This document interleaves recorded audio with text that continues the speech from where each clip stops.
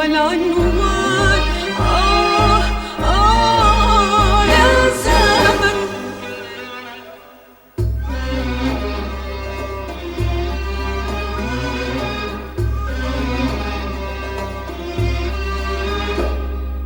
الزمن دوار، الزمن دوار، حكايتنا جرح ودواء، كذب وصدق واخبار. الزمن دوار، والحرص مهما زاد ابدا ما يمنع قدر، والليل مهما انطفى لابد يطلع نور. والليل مهما انطفى لابد يطلع نور. والشمس تملى الكون والظلم راح يهون، والظلم لازم ينمحى والحق هو يكون.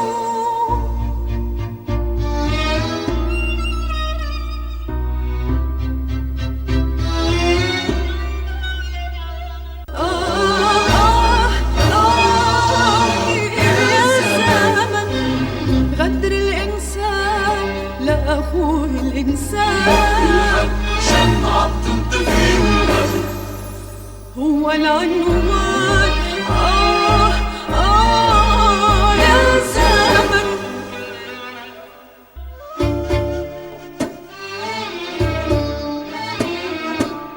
هالدنيا يا أمي شفتها من عيوني، والفرحة يا أمي ما بتكمل أبدا من دوني.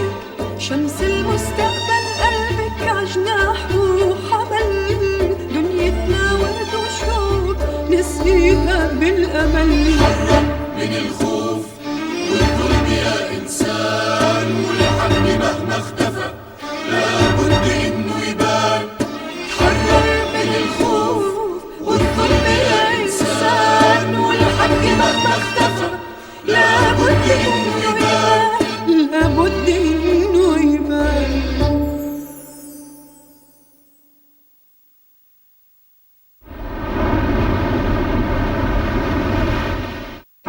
بعدين لا تنسي انه حسن قدم لك ورائك للجامعة هنيك، وبهالكم يوم اتصل موافقتك، وانت كمان لازم تلحقي جامعتك، ما هيك؟ مزبوط ماما، لازم تهتمي بجامعتك وبدراستك، وبالنسبة لأخوك أحمد ما تهكلي هم. وبعدين نحن شو اتفقنا؟ مو اتفقنا انه تحاولي تقدمي له اوراق بشي مستشفى مشان علاجه؟ ايه طبعا طبعا، نحن بس نوصل رح نحاول نأمن له قبول بشي مشفى مشان نعالجه. يعني موضوع احمد نحن كمان مهتمين فيه. صفيان عليك يا حبيبتي، انت تهتمي بعريسك وتلبي له رغبته. بس نحن اتفقنا على هالشي، ليش هلا عم نرجع بكلامنا؟ هو ابني حابك تكوني معه، وطول ما انت بعيدة عنه حيضل باله مشغول عليكي. يلا حبيبتي وافقي، هذا أول طلب بطلبه منك. ريحي لي قلبي، إلهي ريح قلبك. يا خالتي كل طلباتكم فوق راسي، بس أنا لازم اطمن على أخي أحمد قبل ما أسافر. إمتى يعني؟ أسبوع أسبوعين؟ هذا حكي يا نورة، هذا حكي. الأصول حبيبتي إنك تسافري رجلك على رجل جوزك مشان تخطوا عتبة باب بيتكم انتي وياه مع بعض، مشان الله يوفقكم ويسعدكم مع بعض. بعدين حبيبتي هنيك بتقدمي وراقه على المستشفى لأخوك لعلاجه، أما هون بتدفعوا مصاريف كتيرة، ما هيك؟ شو رأيك أم أحمد؟ احكي لك شي كلمة. أمي نحن اتفقنا على هذا الموضوع قبل كتب الكتاب، ليش هلا عم نتراجع؟ والله يا حبيبتي أنا ما جوزت ابني لحتى يروح يعيش لحاله، شو هالحكي هاد؟ طب ليش انتي عم تتضايقي يا خالتي؟ ما نحن متفقين. يا ستي وغيرنا الاتفاق، أنا أصلا ما بريد ابني ينظلم، فهذا في ظلم لابني كتير. يعني تظلميني أنا وتكون راحة ابنك على حساب راحتي أنا؟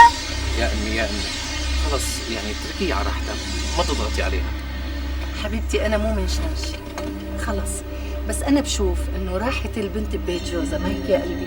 بعدين أنتي لا تاكليها، يعني أحمد بعيوننا من جوا، ومثل ما حسن ابني أحمد كمان ابني، ما هيك؟ أنتي بس روحي ووافي، الله يرضى عليك. اسمعي الكلمة مني، أصلا نحن صرنا أهل وعيلة، يعني أفراحنا وهمومنا كلها وحدة إن شاء رب العباد.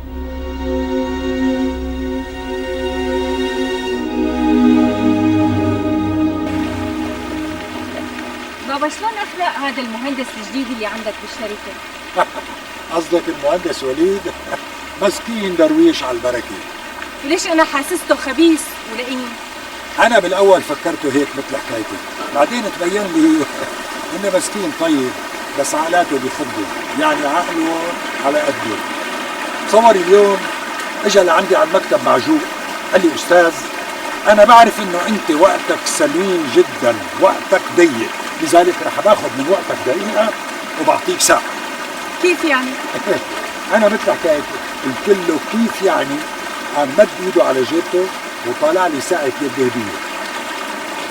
طب ليش بحسه بيكرهه لهاني؟ بابا هاني على اعتبار انه هو مهندس شاطر ومهندس مبدع وممتاز، طبيعي انه يلاقي حدا بالشركه غار منه. بعدين لا تنسي انه هاني هو اللي وظف الوليد عندي بالشركه. يعني وليد وهاني صحاب؟ ايه اصحاب، بس الشغل شيء والصحبه شيء ثاني. بعدين يعني على اعتبار موقع هاني بالشركه موقع ممتاز غير موقع وليد، فطبيعي انه يغار منه او يحقد عليه او يكرهه. يعني في خوف على هاني من وليد؟ وانت ليش مهتمه كل هالقد بالموضوع؟ بابا انا ما بدي يصير مشاكل بين الموظفين وانت توجع راسك فيه. والله كنت بفكر حالي اني انا الوحيد يلي اكلي همه بهالدنيا، طلع في لي منافس.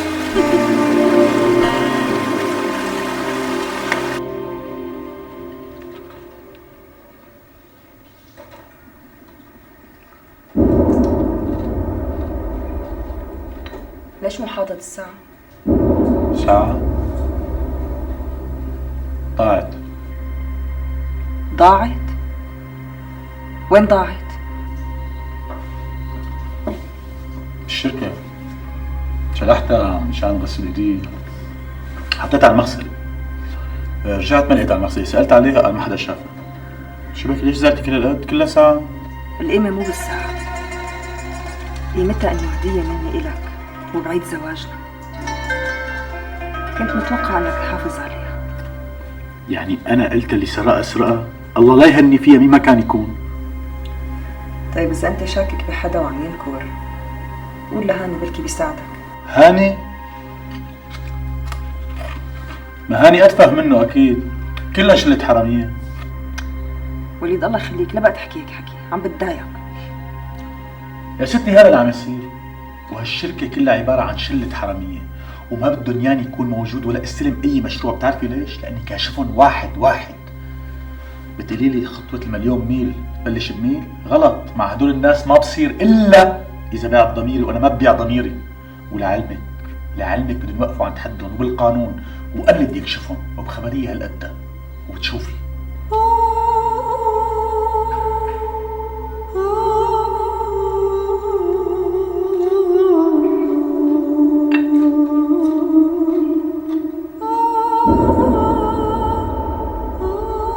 يعني ضاعوا البنات يا رستم؟ بناتي ضاعوا؟ اختفوا؟ وين راحوا؟ وين راحوا؟ لا خليت مستشفى ولا مخفر، ما حدا سمعان فيهم. بس لو هالحقير هذا زوم، بس لو امس ولا كسر عظامه. قولي على قلبي، قولي على قلبي يعني، قولي على قلبي وين هني؟ قولي على قلبي شو عم ياكلوا هلا؟ شو عم ياكلوا يا ربي؟ وين عم يناموا؟ وين بناتي؟ وين بناتي رستم؟ وين بناتي؟ رستم بوس ايدك دور لي عليه، جيب لي بناتي رستم.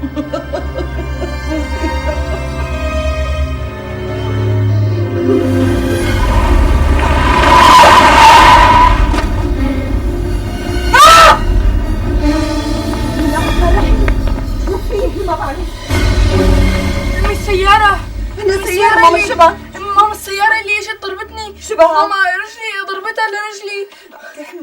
عطيه مي امي. لا تقبرني خذ. بسم الله الرحمن الرحيم. هني تقبرني هني يا قلبي، لا تخاف حبيبي.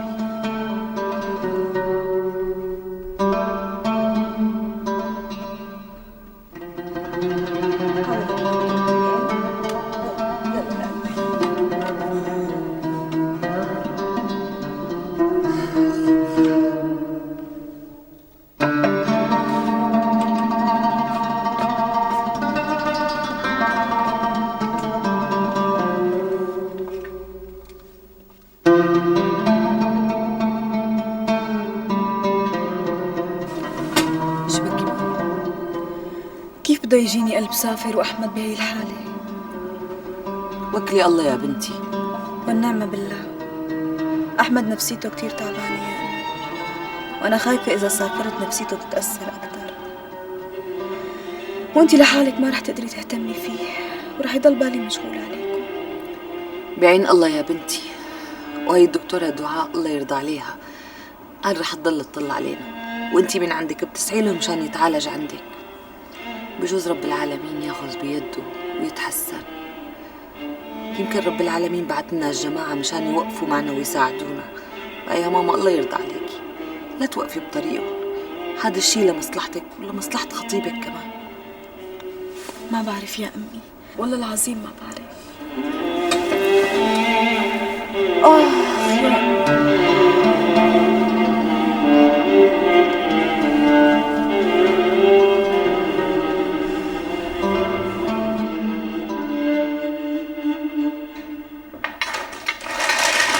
شبك ماما؟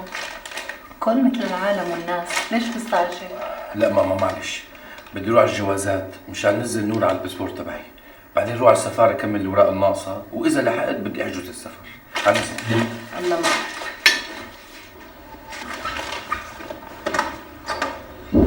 معليه معليه. مين ماما؟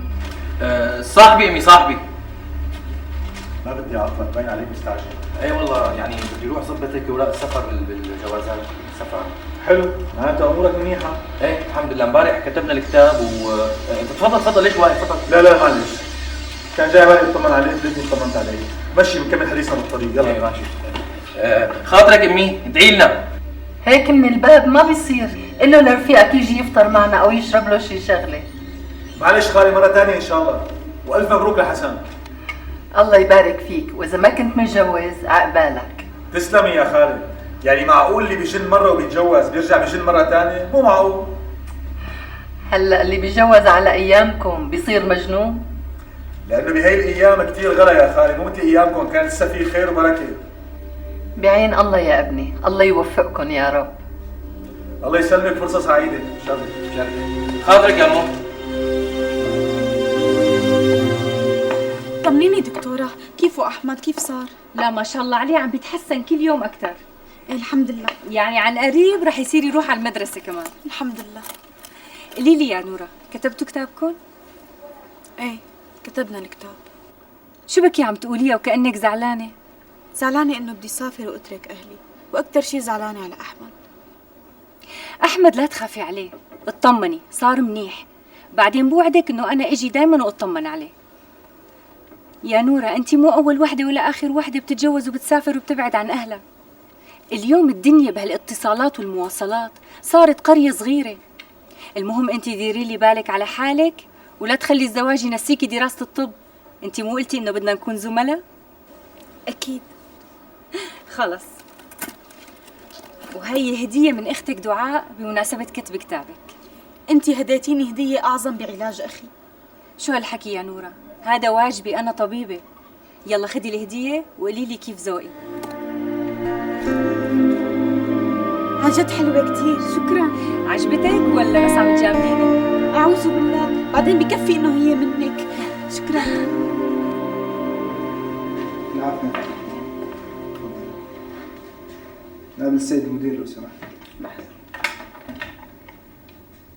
أستاذ، في لجنة رقابة لمشروع المجمعات السياحية بدي أقابل حضرتك.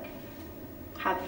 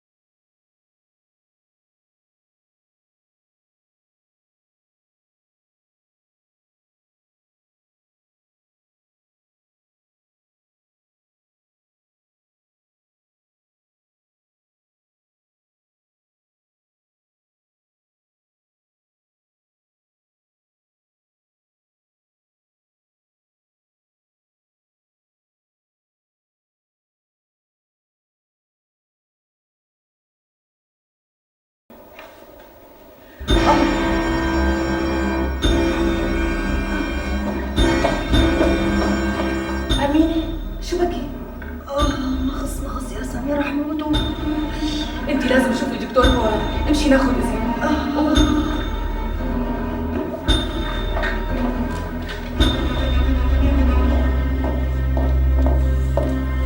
تفضلوا، هاي المخططات وهي الأضبية كلياتها بتبين قديش نسبة الإسمنت بالخرسانات. انتوا شركة مشهود لها بالصدق والأمانة، ولكن في شكوى ضدكم. طيب مين مقدم هي الشكوى؟ ما في مجال. احنا مضطرين نوقف المشروع.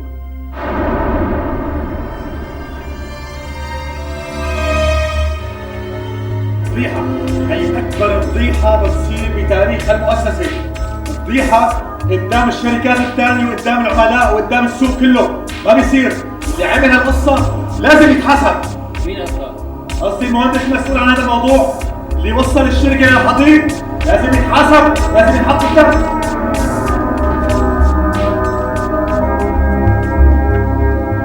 شو هذه؟ شو القصة؟ فهمني. الشركة اللي عم تنفذ المشروع مقدمة شكوى إنه في تلاعب. ايه، ومين له مصلحة يعمل هيك بالشركة؟ نحن كثير لنا منافسين بالسوق. اللي عمل هالقصة لازم يتحاسب قانونيا. هلا نحن بهي المصيبة، لبين ما يعرفوا الحقيقة رح تاخذ وقت، ما بعرف شو بده يصير سمعتنا بالسوق.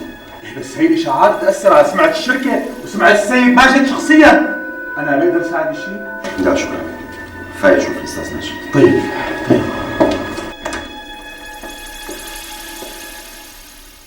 شباب، شو واقفين بالجراج؟ يلا كلها اشتغلوا عيني. يلا بسرعة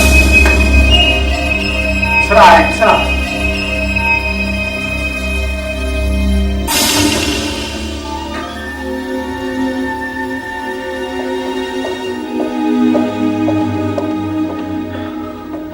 طول بالك أستاذ ماجد، طول بالك. أنا ماني عرفان شو اللي عم يصير يا ابني. مين هالشخص اللي وراء الموضوع؟ ليش قاصد يأذينا؟ أنا خايف إنه هالموضوع يأثر على بقية المشاريع التانية، يقوموا أصحابه يطالبوا بإيقافها حتى يتأكدوا من صحتها. ساعتها مصيبة، فضيحة فضيحة. أستاذ ماجد، أكيد هي دسيسة ورح تمرق على خير إن شاء الله، ولو أنت تاريخك عريق بالسوق. لكن يا ابني يا هاني، أصحاب الشركات التانية المنافسة ما رح يرحمونا، رح يلدوا ويعجنوا بالموضوع وتصير سيرتنا على كل لسان. أنا تعبان يا ابني. أستاذ ماجد خير؟ بدي دعاء فورا الله يرضى عليك. حاضر. أنا تعبان.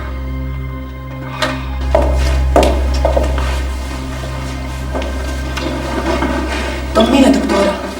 الحل الوحيد انها تجيب طفل لحتى ترتاح. بس دكتورة أنا وجوزي متفقين هلا إنه ما نجيب أولاد. معناها رح تضلك تعبانة وتزيد نوبات التعب عندك. قلت لها هالحكي أكتر من مرة، بس هي ما عم بترد. قال شو؟ خايفة على زعل جوزها. صحتك وسلامتك بالدنيا، أكيد إذا صار احكي بالموضوع رح يغير رأيه.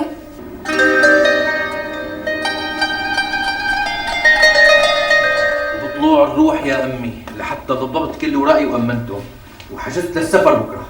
عاد مشان تروح فورا على شغلك. ايه الحمد لله يا رب ميسرة. أمي شو بدي أقول لك؟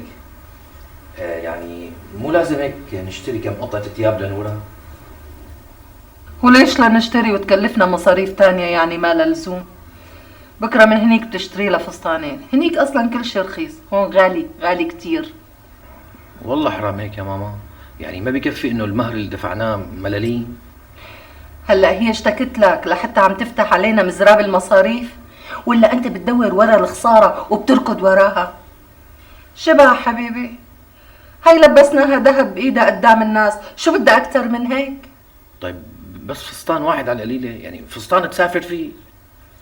لا تخاف، إما بتكون شاريت لها، بعدين البيت هنيك جاهز من مجاميعه. بيتي ولا بيت جوز أختي؟ عليم الله ما بعرف شو رح تقول علينا لما بتعرف الحقيقة. تقول اللي بدها تقوله. هلا إذا الواحد صحح له يوفر شوية مصاريف، ليش لا؟ بعدين جوز أختك قال لي على التليفون مستعد يشيلك فوق راسه. بعدين أمي أنا بدي إياك أهم شيء توظفها وتخليها تشتغل وتضب قرشك وما تبهزق يمين وشمال، لأنه النسوان بعرفهم أنا بيصرفوا عمال على بطال. مشان هيك لا تمسكها قرش بإيدها، فهمت علي؟ وبحياتك لا تقول لها قديش انت معك، واذا طلبت منك مصاري قول لها ما معي، فهمت؟ لانه حبيبي اذا جمعت لك مبلغ محترم بشتري لك فيه احلى بيت وحياة عينك وبكتبه باسمك. تقبرني، انا بدي مصلحتك. حاضر امي حاضر، مثل ما بدك. يا عم انا بدي اياك تسمع كلامي وتصير قوي مشان ما تحكمك. يا امي 1000 مرة قلت لك انا مستحيل تحكمني ست. السكر زايد معه والضغط مرتفع، هلا على الادويه ان شاء الله بيرتاح. بس قل لي شو اللي صار يا هاني؟ شو اللي خلاه يتعب لهالدرجه؟ واحد عديم الضمير بيتهمنا انه نحن متلاعبين بالمواصفات، فالشركه طلبت انه نوقف المشروع ليتاكد. شو هالحكي؟ بابا طول عمره بيسال النزاهه والشرف. اكيد، بس حقه للجماعه. يا هاني بترجاك تبعد بابا عن مشاكل الشغل، بابا صحته ما بتتحمل صدمات. انا لو ضيقت كنت تصرفت من عندي، بس انا تفاجأت مثله. طيب انا رح خليه هلا بالمستشفى تحت العلاج، وانت بترجاك تتصرف بهالموضوع بسرعه. طيب يلا عن اذنك. مع السلامه.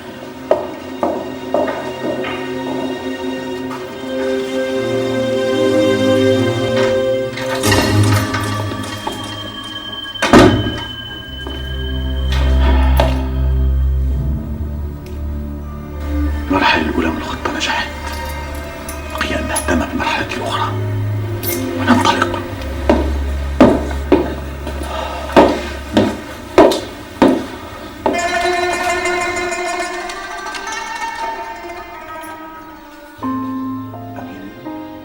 خير إن شاء الله. شوفي تعبانة يا وليد، تعبانة كثير. تعبانة؟ شو بكي؟ الصبح كنتي مثل الأرض. طبعا انت مو حاسس فيه. انا رحت لعند الدكتورة وقالت لي اذا ما بخلف حالتي رح تسوء اكثر من هيك. الدكتورة هي علاكة، كل عمرها علاكة. احسن ما تقترح عليكي اقتراحات تداويكي كانت. يا وليد انا الي 7 سنين عم بتداوى بس ما في فايدة، كله مسكنات وبس. هلا تعبك ما بيخف غير لا تخلفي يعني؟ شو القصة، تكسير راس ولا بدك تمشي كلمتك علي وكلمة الدكتورة؟ معقولة انت؟ شو يعني انا عم بتبلع عليك تبلاية؟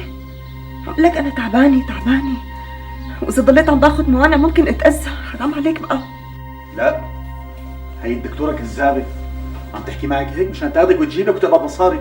انت طولي بالك، ما فيك شيء، انا بعرف، انا اكثر واحد بالدنيا بعرفك. انت ما فيك شيء امينة، انت تحمليني كم شهر بس، انا عم ظبط شغلي، اذا نجحت خلص ابواب السعادة رح تفتح وهيك بصير فينا نخلف. انا جاي على بالي خلف اكثر منك، بس انا بدي جهز لابني، بدي مهد له، بدي اياه يجي صح، بدي نكون هيك عائله واحده مثل السنافر متماسكه. ابني لازم يكون احسن ولد بالدنيا كلها. اذا كل العالم بدها تفكر مثلك ما كان حدا خلف. انت طولي بالك شوي، روقي هانت. انا بدي اياك تطمني، انا عم ساوي كل شيء مشاني ومشانك، ما بدي حدا هيك يتدخل بحياتنا ويزعلنا حياتنا. نحن بنعرف مصلحتنا ونحن بنسعى لمصلحتنا، ونحن اللي بنقرر شو بدنا نساوي وشو ما بدنا نساوي. نحن بنقرر امتى نخلف، مو حدا ثاني. لا امينه، رح اقوم ساوي اكل اليوم، انا كثير مبسوط. ما بتنزعي لي نهاري.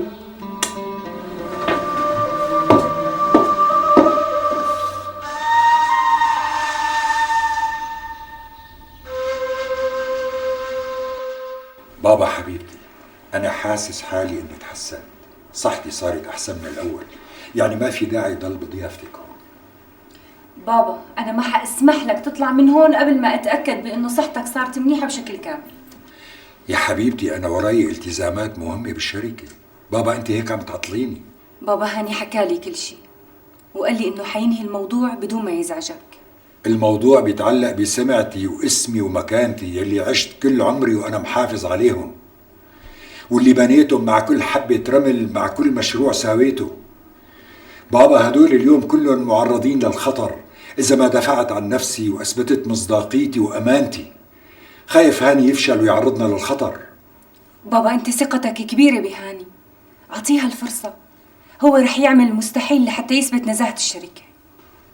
ايه منعطيها الفرصة ولنشوف. نورة، يا نورة، يعطيكي العافيه ماما. الله يعافيك. تعي تعي شوفي شو جبت لك، تشكيله بتطير العقل، اللي ما بيعجبك منبدله. يا امي اخي احق بكل هاي المصاري. لا وانت كمان ناقصك اواعي كتير. خلاص بكره بيشتري لي حسن. وانا امك وبدي افرح فيكي، الله يسعدك ويهنيكي. الله يخلي لي اياكي، عن جد كتير حلوين امي. الله يفرحك دائما. شوفي لي هات، شوفي الوانه ما احلاها. على فكره جت لعنا اليوم الدكتوره دعاء واطمنت على اخي وقالت صحته عم تتحسن، واحذري شو جابت لي. شو؟ الله يعطيها ليرضيها، عن جد بنت حلال. شوفي ماما، اختاري اللي بدك اياه واللي ما بيعجبك ببدل لك اياه. خليني انا اشوف اخوكي. ايه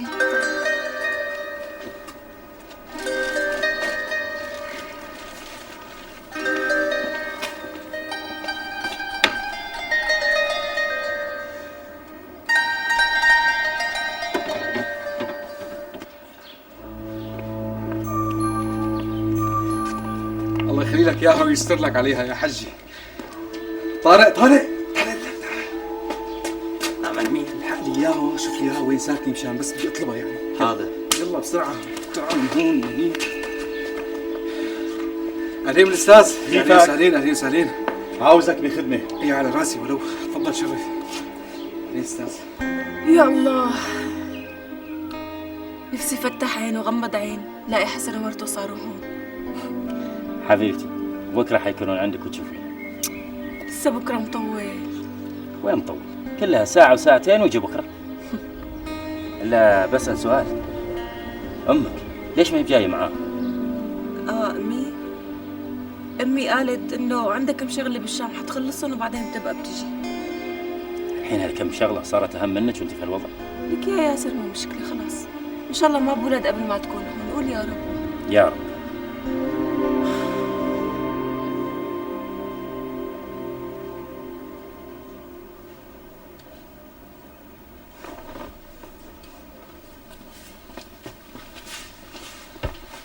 حمودي شو لساتك فايق وما نمت؟ طيب شلون بدي اجيني نوم وانتي بكره مسافرة؟ انا متعود انه كل يوم تكوني جنبي. حبيبي انا رح ضل اطمن عليك واتصل فيك دائما. يا الله لو كان عنا تليفون كنت كل يوم حاكيتك. ايش هو المشكلة؟ بس تشتاق لي خلي ماما تاخدك على البريد وتحاكيني. اذا هيك ما عاد كل يوم بدي اروح البريد. طيب شو رأيك نتفق انا وياك اتفاق؟ شو رأيك انت مشان ما نكلف الماما كتير تكتب لي رسالة كل ما حبيت، وبتكتب لي بالرسالة كل شي بدك اياه، واهم شي تطمني عن صحتك ودروسك. ماشي، معناتها كل يوم ببعث لك رسالة وانتي بتردي علي بالرسائل. ها اتفقنا؟ اتفقنا حبيبي. الله لا يحرمكم من بعض. أنا حبيت ورجيك المكتوب لحتى تحتاط من اللي عم بيصير حواليك. بدي اعرف بس مين هالجبان اللي عامل هي العملة وشو كان قصده؟ واضح قصده متضايق من علاقتك المتينة مع بابا وبده يزعزع ثقته فيك. بقى أنت شوف مين اللي بيكرهك لهالدرجة وناوي لك الضرر. فكرتك لحالك عفوا. يعني يا وليد شو بدك؟ لازمك شيء؟ قلبي معك يا دكتورة. الله يشفيه الوالد. أنا جاي مشان شغلتين، أول شيء اطمن على الوالد، وثانيا لاقي حل لهي المصيبة اللي نحن واقعين فيها. تذكر معي منيح، أنا امبارح ما نمت الليل. مين الشركات المنافسة لشركتنا؟ لازم تساعدني، لازم تتذكر فورا، مو معقول اللي عم يصير. مين الشركات المنافسة تذكرهم؟ لا، اللي عامل هالملعوب مانو شركة منافسة، هذا الشخص منافس للمهندس هاني بالذات وقاصد له الضرر. برافو عليك، هذا الحكي كتير مزبوط. تذكر مين اللي قاصدك، تذكره وقل لي عليه مشان واجهه. اللي رح يكشفه ويواجهه هو المهندس هاني، وأنا متأكدة إنه هو قادر يحل أي مشكلة ويتغلب عليها. بهنيك على ثقتك بالاستاذ هاني. يبدو مو الاستاذ ماجد بس عنده ثقة فيه، كمان بنته عندها ثقة فيه. هاني محل ثقة عند الكل من أيام الجامعة. لو سمحت ممكن تتركنا شوي؟ يعني دلع. طيب ماشي، أنا بمكتبي إذا بدك شي حاكيني. تحياتي.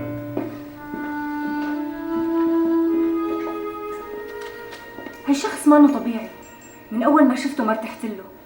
أكيد هو ورا هالعملة. مين وليد؟ لا لا لا ما بتصور. شوف عشرة عمل واصحاب من زمان. لا بحسه بيغار منك، يمكن لأنك ناجح ومتفوق عليه. وليد بيغار من أي حدا أحسن منه، بس إنه يأذي حدا لا ما بتصور. هلا هو لسان صليط وبيعيط، بس ما بتصور إنه يأذي حدا، وأنت كمان لا تفكري بهي الطريقة. مين بده يكون لك؟ مين ما كان يكون، مو مشكلة هلا، أولتها وآخرتها إلا ما ينعرف. المهم اسم السيد ماجد تضل نضيف بالسوق. يعني حضرتك رديتي عليه وطوعتيه وصحتك مو مهمة. هو قال كمان شهر أو شهرين بيكون وضعنا تحسن.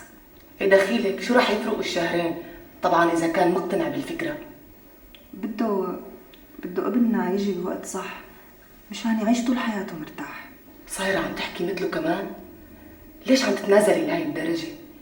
يا أمينة هذا حقك تكوني أم، ما حدا بيقدر يمنعك، هذا حقك الطبيعي والشرعي. هلا أنت ليش مكبرة الموضوع كتير؟ وليد ما عنده مانع، بس مو هلا. اسمحي لي اقول لك انه جوزك اناني، ما بده اولاد ابدا، والا ما كان استنى 7 سنين. وليد اناني ومريض، بخاف يجي يوم يحب فيه حدا اكثر من حاله. رجعنا لقصة المرض النفسي. سامية، أنا ووليد مبسوطين كتير مع بعض، وبس يصير الوقت المناسب نبقى نخلف. حاجة تكابري وتكذبي على حالك يا أمينة. أنا خايفة عليكي، خايفة يجي يوم وتندمي فيه. لا توقفي قدام سعادتك، قدام حدا يقلك يا ماما. خلص بقى سامية، شو يعني بدك يعني اتطلق؟ يعني شو بستفيد إذا جبت الولد من هون واتطلقت من هون؟ بدك إياه يعيش مشرد يعني؟ معقول توصل حالتكم لهالدرجة لو حملتي؟ وأكثر من هيك، وأكثر من هيك. عشان هيك أنا مطولة بالي من الحياة، مو أنا اللي اخترت؟ خلص أنا لازم أتحمل. لا تسأليني لإمتى ما بعرف، بس لازم أطول بالي.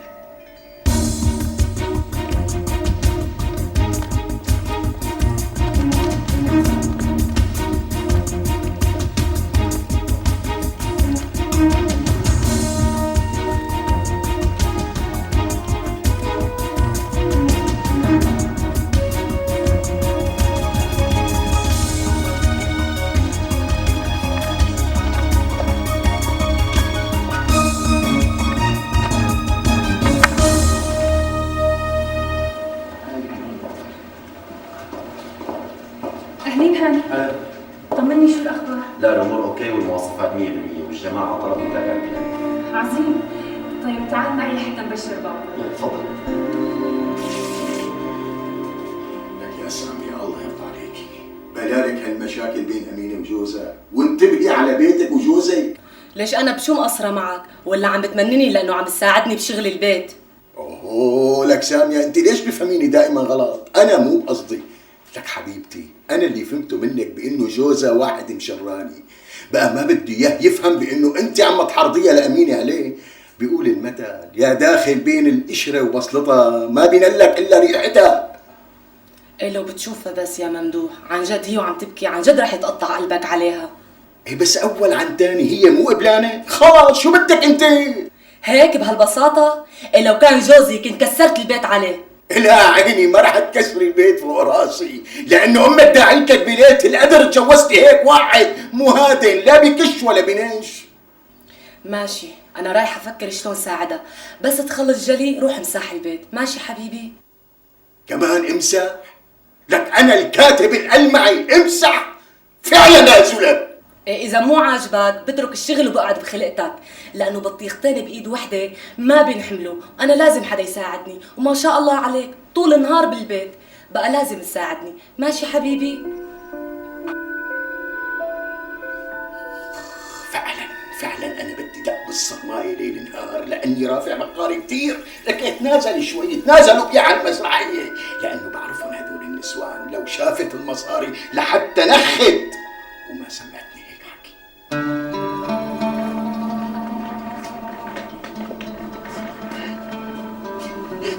يلا يا جماعة نحن جاهزين، تفضل. أم أحمد حبيبتي بدك ما تاخذينا، كنا طلعناكي معنا على المطار بس السيارة ما بتسع كتير غير نحن يعني. شو علمني المشكلة؟ حسن الله يرضى عليك دير بالك على نورة، ما عندي غيرها. لا توصي حريص، نورة بعيون حسن من جوا. ماما انت ديري بالك على جوزك واسمعي كلمته واسألي على راحته، بعتي لنا رسائل وما تقطعينا من الرسائل الله يرضى عليك. لا تاكلي هم حبيبتي، نورة حتبعت لك اخبارها بالتفصيل الممل. وخصوصي وقت اللي بتفوتي على الجامعة ماما، بعتي لنا خبر انك فتي على الجامعة مشان نفرح انا ويفرح اخوكي كمان.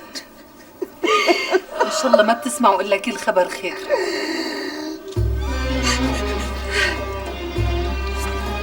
احمد بدك شي حبيبي؟ ديري بالك على حالك، طمنينا دايما عليك. بدي توعدني تطمني عن دراستك وعن صحتك. ايه وعدني. خلص بوعدك. كنت حابة اوصلك على مدرستك، بس مثل ما انك شايف غصب عني. امك بتاخده. انت حبيبتي لا تفكري بشي ابدا الا بابني وسعادته.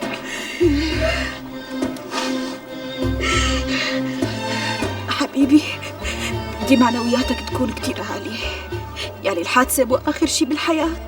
ايه وتذكر انه العلم هو سلاحك الوحيد. ايه مبروك. قطعوا لي قلبي، الله لا يحرموا من بعض. يا جماعة يا جماعة، التاكسي ناطرتنا برا وموعد الطيارة قرب، ما في وقت.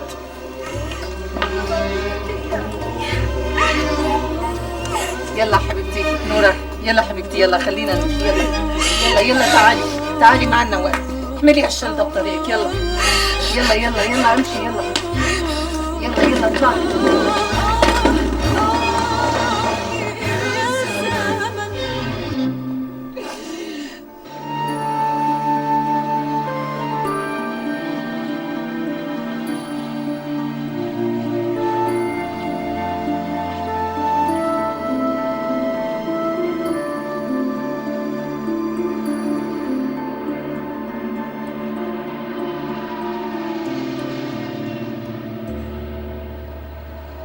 سمعان لموتزارت؟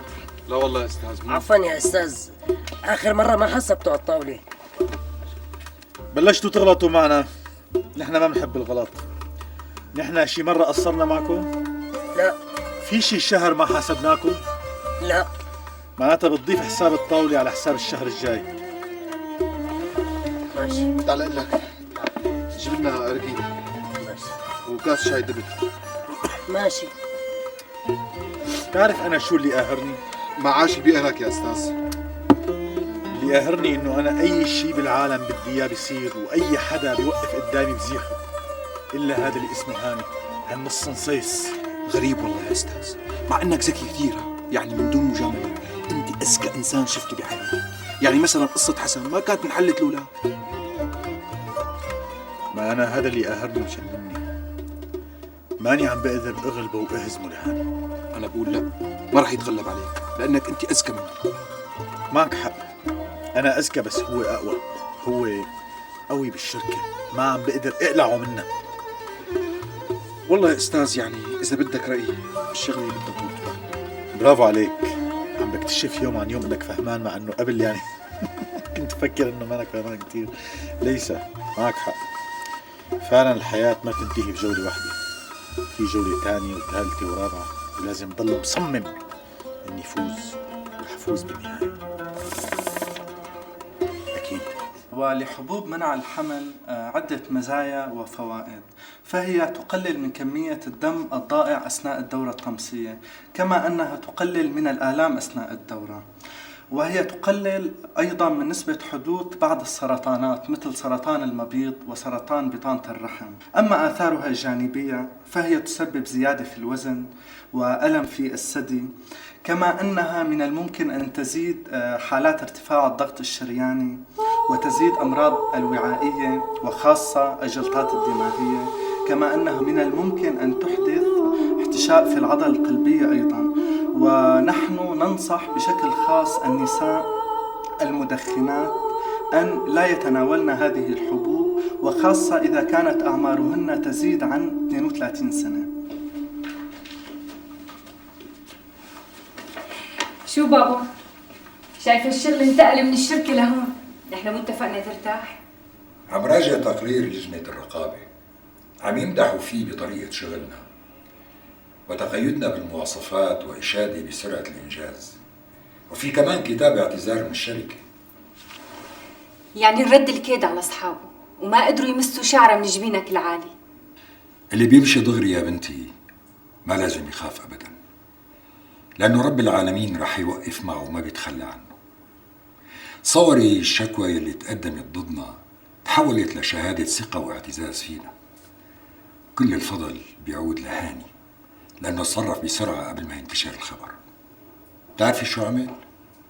استعان بشركة استشارية وبدال المهندس جاب 10 وقدروا يحللوا المواد ويثبتوا تقيدنا بالمواصفات. هالإنجاز الرائع يلي قام فيه هاني مالي عرفان كيف بدي كافيه عليه.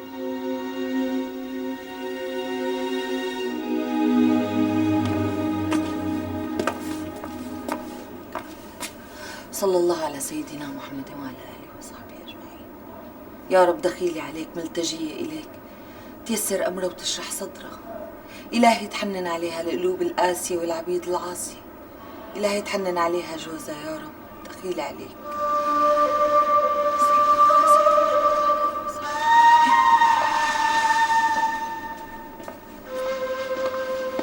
ماما ليش مالك نايم؟ مو جايني نوم. اللي تخبرني ليش قلقان وشو اللي مضايقك؟ عم فكر بنورة، هي أول مرة بتنام وهي بعيدة عنا. هاي سنة الحياة تقبرني. نورة تجوزت وسافرت، إلهي ربي يسعدها ويهنيها يا حق. على القليلة لو ضلت هون مو أحسن لها، كنا شفناها، بس إنه تسافر هيك فرد مرة وتنقطع عنا والله صعبة. نصيبة لك أمي نصيبة. بعدين حسن ابن حلال، لك ما بيكفي إنه قبل إنها تكمل تعليمها وتدخل على الجامعة، لا مو بس هيك، بده يبعت لك مشان تكمل علاجك برا. هذا كله ما بيطمن لك أمي؟ والله بيطمن. قوم تقبرني، ريح حالك ونام. إيه يلا تعال ساعدك.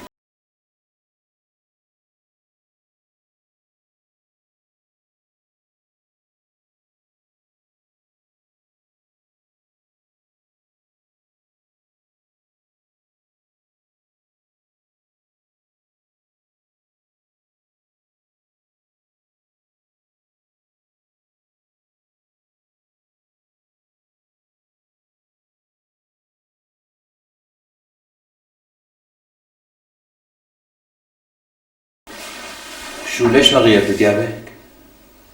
حسن، انت مو قلت لي انه نحن بدنا نسكن ببيت لحالنا؟ كأنه نحن ببيت اختك. ايه هذا شيء مؤقت، لانه البيت اللي عم نجهزه لسه ما جهز، عرفتي شلون؟ ناقصه شوية عفش والشغلات هي يعني. طيب معلش بنروح بنسكن فيه، يعني على القليله بنكون لحالنا. الله يخليك. هلا انت مالك علاقة بهالموضوع نورا، خلص يلا غيري لبسك وخلينا ننزل نقعد مع اختي وصري شوي، الزلمه اجى من شغله وحابب يتعرف عليكي، يلا قرب عليكي يلا.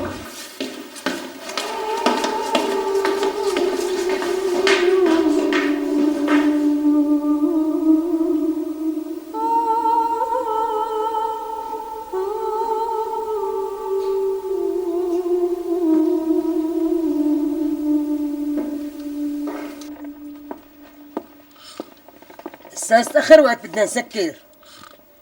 معك حق. استاذ بدنا نسكر. يعني شي ساعة تانية إن شاء الله. ساعة تانية؟ بعد 5 دقايق بتقطع الكهرباء. الله يجيبك يا طولة البال. معك قداحة للاحتياط؟ لا والله يا استاذ ما معي قداحة، بس شبن طالع خلقهم كأنه تأخر الوقت ما؟ يعني ماشي الحال. طيب استاذ شو رايك نروح على البيت؟ قاعدين عم نتسلى هون. ايه يلا. بتعرف استاذ اسمه عم نتسلى وعم نتسلى، في حديث هيك يعني سؤال هو مو حديث، بس دائما بيخطر لي وبنحرج اسالك اياه. تفضل. ايه قديش صار لك متجوز؟ لشو هالسؤالات؟ يعني هو السؤال مو للزواج بحد ذاته، بس انه مثل مالي ملاحظ كأنه ما عندك اولاد. ما ولك شو بيجي من ورا الاولاد غير وجع الراس؟ ايه مزبوط، ايه بيجعوا الراس فظيعين، شو بيجعوا الراس، بس يعني عم بيعملوا بهجه بالبيت، عرفت كيف؟ يا عيني عليك، والله اللي بيسمعك بيقول عندك 10 اولاد. لا ما عندي، بس انا ناوي اتجوز هلا، واول ما اتجوز اذا الله راد فورا هيك. اذا الله يا اخي انا هربان من البيت مشان ما اسمع السيره. خلص استاذ انا اسف، مو قصدي ضايقك يعني، بس هن يعني الاولاد حلوين، يعني حلوين هيك. لك يا بني ادم قبل شوي عم اقول لك ما بدي اسمع السيره، غبي انت؟ لا استاذ طول بالك، لحظه استاذ. وشو أشهد أن لا إله إلا الله وأشهد أن محمد رسول الله. بعد هيك أنت دايما وراي. مرمر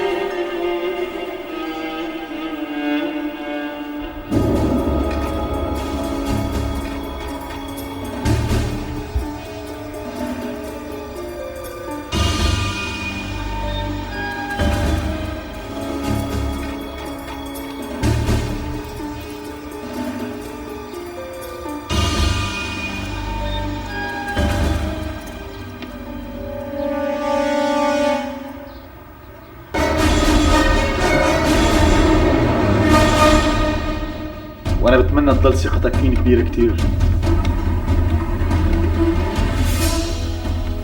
يا ترى شو بدهم يقولوا عني رفقاتي لما بدهم يشوفوني وانا بهيك حالة؟ انت مستحيل تكون طبيعي، انت شخص مريض وعن جد لازمك علاج. شو الله يا حسن، انت هيك عم تضيع لي مستقبلي.